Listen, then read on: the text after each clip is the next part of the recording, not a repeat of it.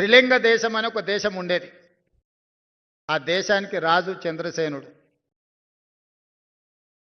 ఆ చంద్రసేనుడికి ఓ కొడుకు ఓ అల్లుడు ఉన్నాడు, రామసేనుడు హరిసేనుడు.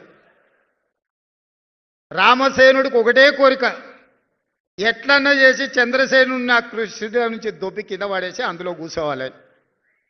దానికోసం అన్ని రకాల ప్రయత్నాలు చేసిండు. ఇంట్లో అమ్మతో చెప్పించండు, భార్యతో చెప్పించండు, చుట్టాలతో చెప్పించండు, తండ్రికి ఎన్ని చెప్పించినా ఇంక ఇది జరుగుతలేదు. చూసి చూసి చూసి ఇక ఎక్కడ జరుగుతలేదని చెప్పి ఏం చేయాలని ఆలోచన చేస్తుంటే ఆయనకు హరికర వేణుగోపాలరావు గారిని పెద్ద మనిషి ఎదురైండు. అయ్యగారు ఎట్లా మరి నా కోరిక నెరవేర్తలేదు, ఏం చేయాలంటే, ఇట్లా అయితే కుదరదాయా, నువ్వు జర గట్టిగా తపస్సు చెయ్యి, తపస్సు చేస్తే దేవుడు ప్రత్యక్షమవుతాడు, ఇక నువ్వు దేవుని కోరుకుంటే మాత్రం నీ కోరిక నెరవేరేటట్టు ఉంది అని సూచన చేసిండు. సరే మంచిదని ఎత్తుకుతే ఆదిలాబాద్లో 1000 ఊడల మర్రి కనిపించింది, ఇది అయితే బాగుంటుంది తపస్సు అని. రామసేనుడు పోయి 1000 ఊడల మర్రి కింద కూర్చొని ఇక కఠోరమైన తపస్సు తంత్రాలన్నీ చదువుతుంటే ఇక మొత్తం త్రిలింగ దేశంలో ఉన్న అందరికీ నిద్రలేని పరిస్థితులు వచ్చినాయి. ఈ లోపల హరిసేనుడుకు పొన్నం ప్రభాకర్ లాంటి మిత్రులు చెప్పిన, మీ బావమరిదాడ తపస్సు చేస్తున్నాడు, కుర్చీ పోయేటట్టే ఉంది, మరి నీ సంగతి ఏంది అని. అమ్మ ఇదేదో ప్రమాదానికే వచ్చేటట్టున్నా, ఆయన కూడా ఆడిపోయింది, ఏం చేస్తుండో బావమరిది చూద్దామని. చెట్టు కింద బావమరిది మర్రి చెట్టు కింద కూర్చొని కఠోరమైన తపస్సు చేస్తున్నాడు.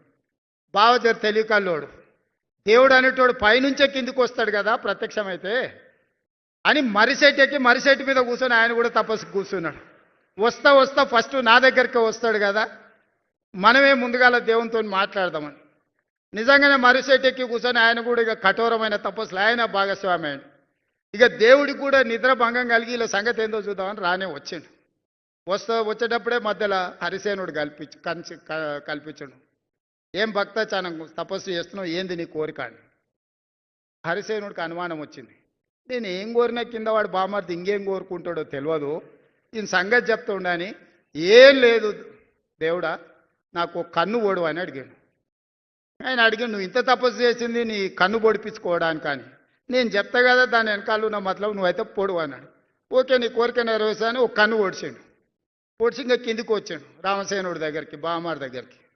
బావమారిదికి బావ మీద అనుమానం, వీడు తెలివికల్లోడు కొంచెం తెలుగు ఆలోచన చేస్తాడని.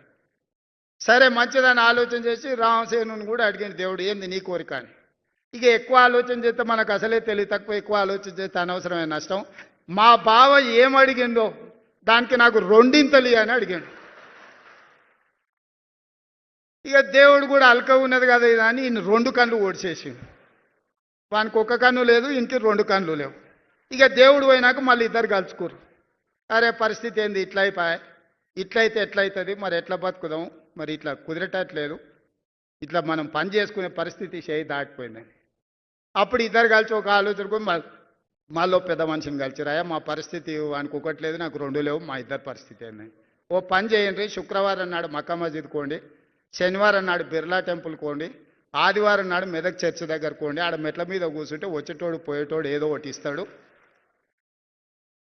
ఇది బాగానే ఉంది. మరి ఎవడు నడవాలి, బాగా తెలికల్లోడు కదా. అరే నీకు 2 లేవు, నువ్వు నడవలేవు, నువ్వు నన్ను నీ భుజాల మీద ఎత్తుకో, నేను దారి చూపిస్తుంటా, ఇక నువ్వు నడుచుకుంటావా అని చెప్పి బామార్ది భుజాల మీద ఎక్కి ఇప్పుడు మక్కా మస్జిద్, శుక్రవారం శనివారం బిర్లా టెంపుల్, ఆదివారం మెదక్ చర్చ్ దగ్గర, రేపో మాపో పొన్నం గారు జూబ్లీ హిల్స్ కూడా వస్తారు, ఎందుకంటే ఆడ ఎన్నికలు ఉన్నాయి. నువ్వు జర జాగ్రత్తగా ఉండాలి వీళ్ళ పట్ల. సో ఇది గతంలో వాళ్లకు వాళ్ళే ఇవాళ పేపర్లలో టీవీలలో మేం చెప్పుడు ఇచ్చిపెట్టండి, కుటుంబ సభ్యులే చెప్తున్నారు ఏం జరిగిందో, ఏ రకంగా దోపిడీ జరిగిందో, ఏ రకంగా అవినీతికి పాల్పడ్డారో, ఏ రకంగా కుటుంబ పంచాయతీలు ఈరోజు పక్కున పగులుతున్నాయో, పాపాల పుట్ట పగులుతుందో మీరు అందరు కళ్ళతో చూస్తున్నారు.